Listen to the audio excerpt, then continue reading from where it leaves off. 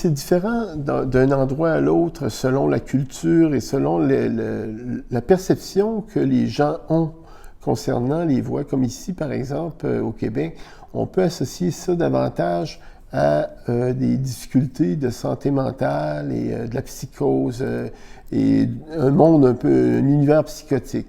D'un autre côté, on peut associer ça à des médiums, des clairvoyants, clairaudients et tout ça, qui n'auront pas nécessairement une meilleure presse pour certaines personnes. Alors, mais si on va en Inde, par exemple, un entendeur de voix, il peut rester assis sur le côté de la route.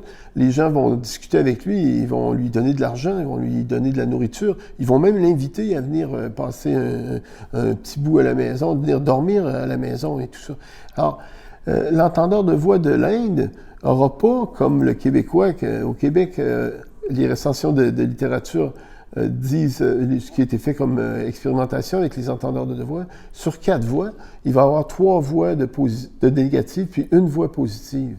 Alors que l'Indien, il peut avoir le contraire, 3 voix positives et 1 négative. Parce que les voix sont perçues comme quelque chose de bien, comme un don, les clairvoyants aussi, clairaudients, entre eux, mais ils ne consultent pas les psychiatres, sûrement. On ne les retrouve pas autour de nos tables.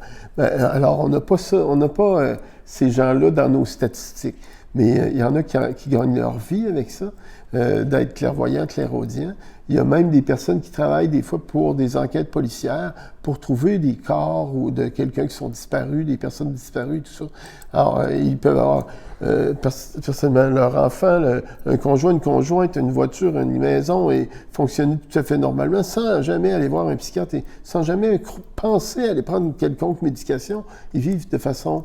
ils composent bien avec ces voix-là, alors que d'autres composent moins bien. Autour de nos tables, les entendeurs de voix, on est plus de 9 sur 10 à prendre une médication. Alors, ça nécessite un peu des soins psychiatriques et tout ça.